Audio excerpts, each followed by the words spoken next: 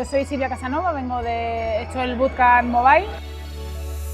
Bueno, yo vengo de un sector que es la rama sanitaria y luego empecé a hacer una ingeniería informática y entonces decidí hacer un bootcamp para incorporarme al mercado laboral, especializarme antes de acabar la ingeniería.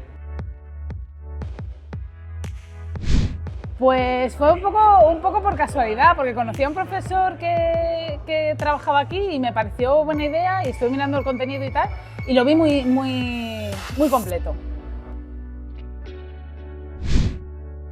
Ha sido muy duro, ha sido muy duro. La verdad es que yo creo que lo mejor de Keep Coding es que te prepara para un trabajo.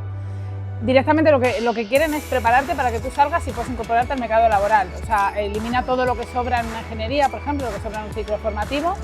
Y la verdad es que ha sido duro, pero bueno, gratificante. Se aprende un montón, pero hay que dedicarle muchas horas. Pues me llevo muy buenos compañeros, muy buenos profesores, me llevo mi capacidad de esfuerzo y me llevo un trabajo, que lo he encontrado también en el sector IT.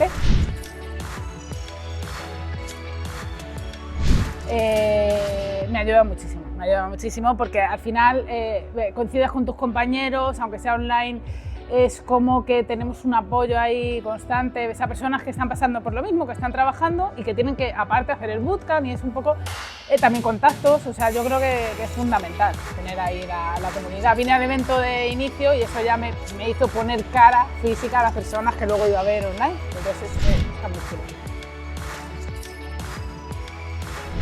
En el mundo IT,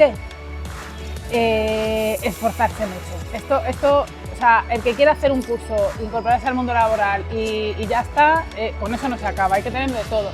Hay que saber inglés, hay que saber de todo, hay que saber reciclarse y reinventarse sobre todo, porque al final esto es una profesión que cambia cada día, cada semana, cada mes y hay que estar dispuesto a ese esfuerzo. El que no esté dispuesto pues necesitará otro tipo de trabajo, pero hay que reciclarse, reinventarse, estudiar nuevas cosas, seguir aprendiendo, yo creo que es un proceso continuo.